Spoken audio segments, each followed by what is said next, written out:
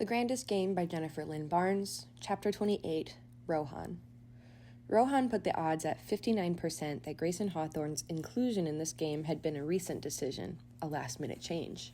There were, after all, only 7 player rooms. It would have been difficult, but not impossible, for Grayson's brothers to have had new keys to those rooms made and incorporate the number 8 once they'd seen what Rohan had. Grayson Hawthorne and Lyra Kane. Hadn't Nash told Rohan this game had heart? The eighth player is your brother, Rohan addressed Savannah, who was coolly examining the array of objects they'd just uncovered. He has the advantage. This was a Hawthorne game. Half-brother, Savannah, was the picture of calm and a portrait of unimpressed, and he only has the advantage until we take it back. Savannah nodded imperiously toward the objects. Make yourself useful, British. A locked room. A partner who didn't believe in wanting things. Their goal aligned until dawn. Rohan could work with that. He allowed his gaze to travel to the chain around Savannah's hips and the lock that hung on it. Do you think that served its one and only purpose? Rohan asked. A hint that we would be playing on teams? You'd like me to believe that it has no further value. Savannah gave a delicate arch of her eyebrow. Trying to get me to take it off? Take it off. Rohan had a certain appreciation for that turn of phrase. He didn't doubt her uses of it was intentional. For all her ironclad control, Savannah Grayson apparently wasn't above playing with him. Wouldn't dream of it, love, Rohan told her. He eyed the items they'd been given to work with for the first puzzle. Then he reached into his tuxedo jacket and produced an object of his own, the metal disc. Savannah's hand snaked out. Rohan sidestepped. In the light, the markings etched into the metal were clear, broken lines all around the edges of the disc on both sides, front and back. Was it worth it? Savannah said, beating me to that now that we're on the same team? A slight edge of sarcasm in the way she said the word team did not go unnoticed. It's always worth it, Rohan looked to the dried blood on his knuckles. If I second-guess one sacrifice, suddenly there might be lines I'm not willing to cross.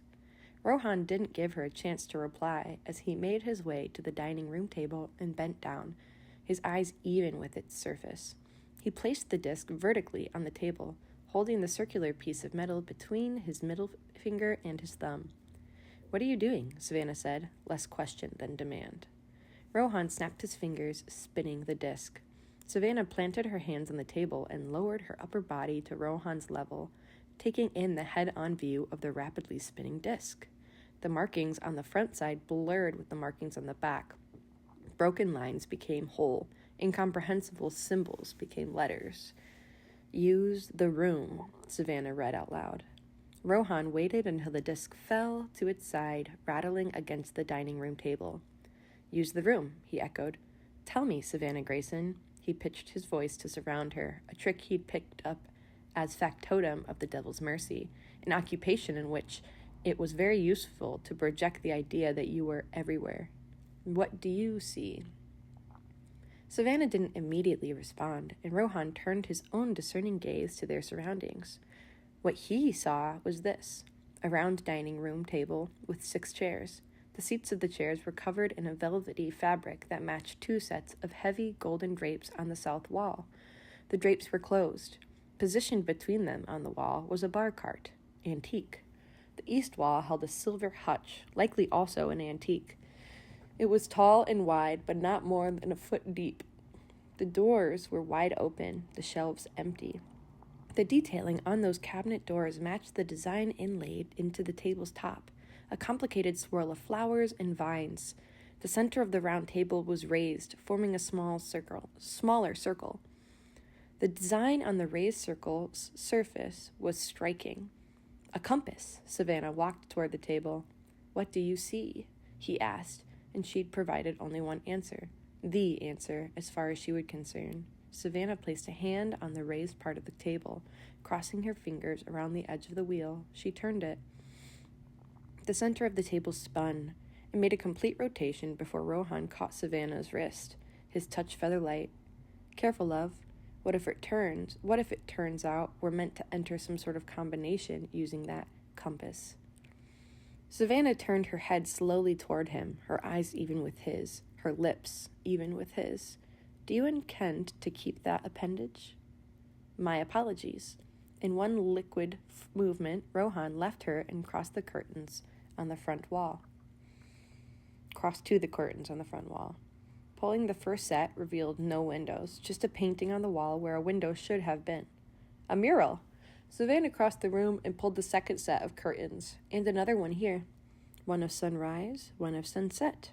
Rohan pushed on, the rest of the world melting away as he executed a visual search of the room, scanning every inch of it, looking for that. Rohan's gaze landed on the bar cart between the windows. Sitting on top of it were 3 crystal decanters, each holding liquid of a different color. But Rohan had eyes only for the 4th bottle. It was the simplest, boxy in shape, made of plain glass. The liquid inside it was a very distinct shade, sunrise orange. Rohan reached for it, and this time, Savannah caught his wrist. I assume that you are also attached to your appendages, Rohan quipped. Her thumb was on his pulse. He could feel her, feel it. The body never lies. Savannah dropped her grip, allowing Rohan to lift the bottle in front of his face. The colored liquid served as a lens, filtering out light waves of the same frequency and illuminating the writing hidden in the sunrise mural. Rohan smiled, not a roguish smile, but one that was sharp-edged, wolfish, his real smile. He handed Savannah the bottle, and she read the hidden message for herself. To solve the puzzle, focus on the words. And that's the end of chapter 8. No, chapter 28.